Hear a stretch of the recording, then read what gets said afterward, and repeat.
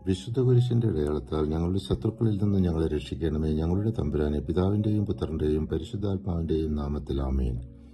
വിശുദ്ധ ഗ്രന്ഥം 1-ാം പുസ്തകമാണ്. 28 അധ്യായങ്ങളിലായി 1071 വാക്യങ്ങളിലൂടെ വിവരിക്കുന്ന വിശുദ്ധ മത്തായി ശ്ലീഹായുടെ സുവിശേഷം. ഇത് ആദ്യം ഹീബ്രു, അതായത് അറാമിക് ഭാഷയിൽ എഴുതിയതായി കാണുന്നു. യേശു ദാവീദിന്റെയും അബ്രഹാമിന്റെയും സന്തതിയാണെന്ന് തെളിയിച്ച് അവൻ മാനവരാശിയുടെ രക്ഷകനാണെന്ന് ഇതിൽ പ്രഖ്യാപിക്കുന്നു.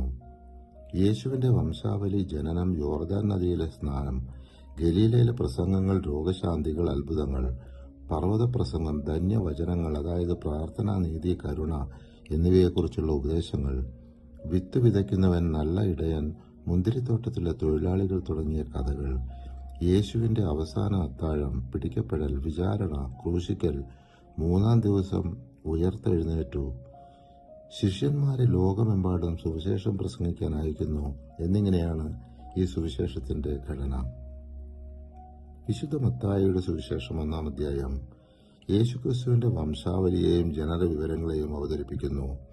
യേശു ദാവീദിന്റെയും അബ്രഹാമിന്റെയും സന്തതിയാണെന്നും അവൻ രക്ഷകനാണെന്നും തെളിയിക്കുന്നു. യേശുവിന്റെ വംശാവലി അബ്രഹാമിൽ നിന്ന് ആരംഭിച്ച് ദാവീദിലേക്കും തുടർന്ന് ബാബിലോൺ പ്രവാസത്തിലേക്കും ഒടുവിൽ യോസേഫിലേക്കും എത്തുന്നു. ഇതിലൂടെ യേശു ദാവീദിന്റെ വംശജനായ മിശിഹായാണെന്ന് തെളിയിക്കുന്നു. പരിശുദ്ധ കന്യകാമറിയം പരിശുദ്ധാത്മാവിൽ നിന്ന് ഗർഭിണിയായി. യോസേഫ് പിതാവ് ആദ്യം ആശയക്കുഴപ്പത്തിലായെങ്കിലും ദൂതൻ സ്വപ്നത്തിൽ പ്രത്യക്ഷപ്പെട്ടു. മറിയം ഗർഭം ധരിച്ചത് പരിശുദ്ധാത്മാവിൽ നിന്നാണ്. അവളൊരു പുത്രനെ പ്രസവിക്കും, അവന്റെ പേര് യേശു എന്ന് വിളിക്കണം. അവൻ തന്റെ ജനത്തെ പാപങ്ങളിൽ നിന്ന് രക്ഷിക്കുമെന്ന യേശയ്യാ പ്രവാചകന്റെ പ്രവചനം നിറവേറുന്നു.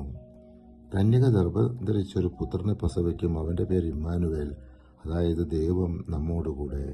യോസേഫ് പിതാവ് ദൂതന്റെ വാക്കുകൾ അനുസരിച്ചു മറിയത്തെ ഭാര്യയായി സ്വീകരിച്ചു. പരിശുദ്ധാത്മാവെ, തിരുവചനത്തിന്റെ അനന്തശക്തിയാൽ ആത്മാവിന്റെ ബലങ്ങളും ദാനങ്ങളും നൽകി തീഷ്ണതയാൽ ഞങ്ങളെ ജ്വലിപ്പിക്കണമേ. ആമേൻ.